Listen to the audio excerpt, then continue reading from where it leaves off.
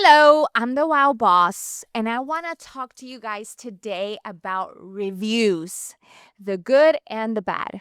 Okay, so as a person who owns a beauty salon for over 10 years and has a 500 review count combined between Google, Yelp, and Facebook, I can tell you a thing or two about reviews. Okay, my tips are completely genuine. I don't want to sound like I have a secret formula because I really don't have one. All I can share with you is my personal experience and what's helped me to get those numbers. And that's why we get so many clients into our establishment, especially new ones that don't know about us because they find us through reviews. So these are some tips that you can apply in your business that will help you attract not just positive reviews, but also new clients, which is obviously the ultimate goal. Okay, so are you ready? I really don't have anything written down because I tend to be more spontaneous, but here you go. Okay, I have a huge problem when it comes to reviews. Why? Because, for example, for me, if I walk into an establishment and, I had mediocre service, or at least I'm not completely thrilled with the service, and then let's say I'm walking into a restaurant and a waiter asks me, "Hey, can you please leave me a 5-star review? It would really help me. Thank you."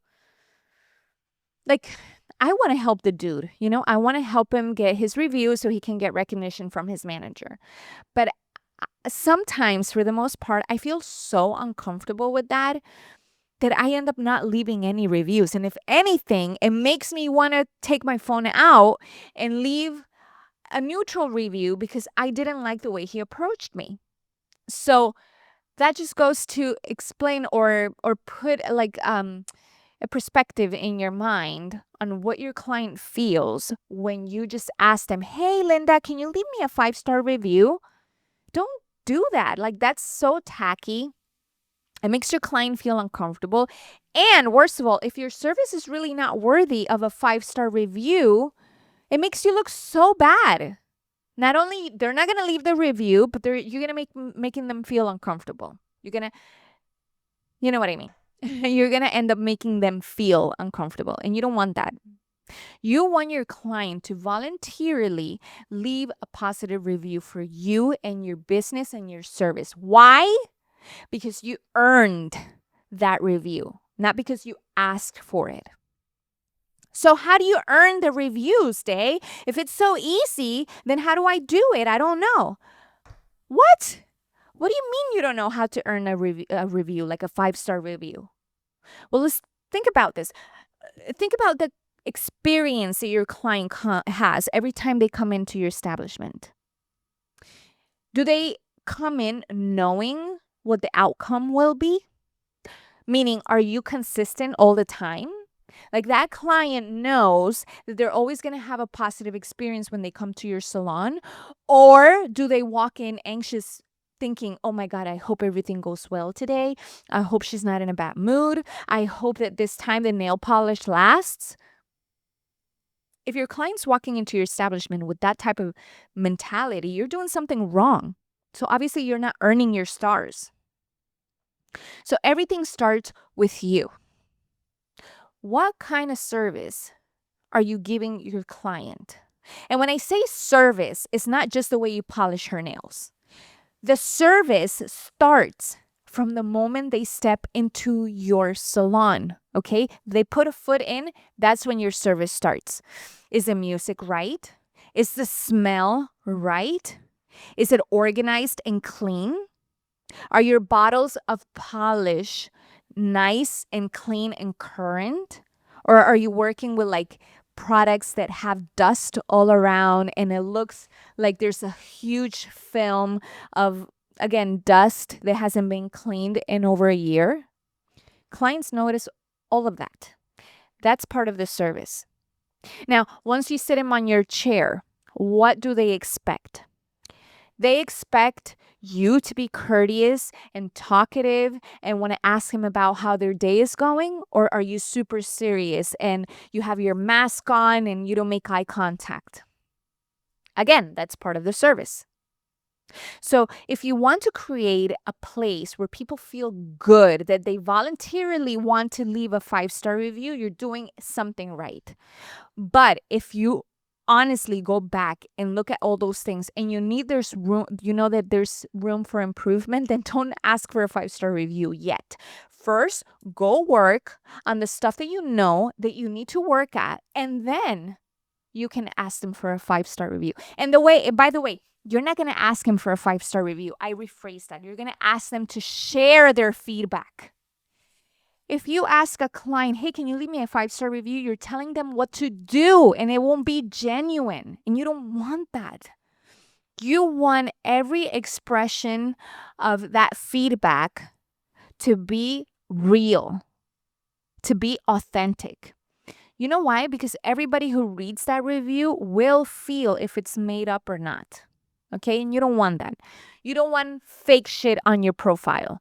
You want legit positive feedback. So before you go asking someone for a 5-star review, go back into your services, go back into your customer care, go back to the quality of the products that you're using, and then correct everything that you have to correct before you ask a client to share their feedback. Now, if that client has been coming to you for maybe 2, 3, 4, 5 times, and they haven't shared yet their experience on Facebook, Yelp, or Google, maybe you can throw a question there, but you're going to learn how to ask, okay? You're not just going to throw it like, hey, can you leave me a 5-star review? No. Okay, now it's been established that you don't do that, okay? It's been established that that's a tacky and unprofessional way to go about reviews. Now, what you can ask is, for example, hey, Linda, I noticed that you've been to my salon several times already, and it looks like you're happy, right? Is everything good? Oh, yeah. I've been really happy since I've been coming here. Like, my nails are growing. Oh, that's so good to hear. Well, would you mind sharing your experience on Google, Yelp, or Facebook? I would really appreciate that. Thank you. Wow. What a difference, right? So that's how you want to go about the feedback that you ask or that you request from your clients. Now, some little tricks that you can implement into this whole conversation is maybe giving your client a little incentive for their feedback. Now, that's different from bribing. Okay. Now, don't forget your client's been with you back into your establishment a third, a fourth, and a fifth time. So you can say, hey, Linda, I noticed that you've been here a few times. Are you happy with your service? Oh, yes, I love it. My nails last so long here. Oh, my God, that's so great to hear. Would you mind sharing your feedback on Google, Yelp? I can never say that word correctly. I think in Spanish when I'm talking. So sorry for that. But let's go back. Are you willing to share your feedback on Yelp, Google, or Facebook? Oh, yeah, I'll get to it. Thank you. There. When they say, I'll get to it, why don't you throw a little incentive and say, oh, perfect. You know what? Here's a QR code. If you scan it right now and you leave a feedback before you leave, I'll give you 10% off your service today. Would that work for you? Trust me. Once they're there in that position, they're going to want to get a $10 off. I'm not going to say bribe, but a $10 off token of appreciation. Let's call it that way. A 10% off token of appreciation. Trust me, they're not going to pass on that. And secondly, yes, you're putting them on the spot, but in a nice way. You know what I mean? Once they're there in your establishment, you're not giving them time to go home and forget about writing a review. But once they're sitting there, you get that QR code, you make them scan it, and you say, oh, I would really appreciate if you take like a couple minutes of your time. Look, this is a QR code. It will take you directly to the page, and I'll give you the 10% off today. Would that work? Yes. Okay, here's the QR code. And they just write, oh, it's me, Linda. I've been here 3 times, and my nail tech is fantastic. I love how clean and pretty the ambience is, and they're always playing nice music, and they even give me wine. Perfect. That is how you get a 5-star review, ladies and gentlemen. That's it. So, oops, I moved the table. I get very excited about this subject, as you can tell, because I live for reading these beautiful reviews that clients leave all the time. And combined, like I said before, I have about 500 reviews. Not all of them are positive. I do have a handful of them that are negative. But that's another thing. You can turn that into a positive thing, believe it or not. If you have a bad review, it's okay. It actually helps your business. And you may ask yourself, what the hell? Isn't the point of asking reviews to just get 5-star reviews all the time? Negative. No. It doesn't have to be a 5-star review every single time. Maybe that day when your client came in, she was not too happy about it. And maybe it was someone new that wasn't thrilled with your service. That's okay. Let them leave a review.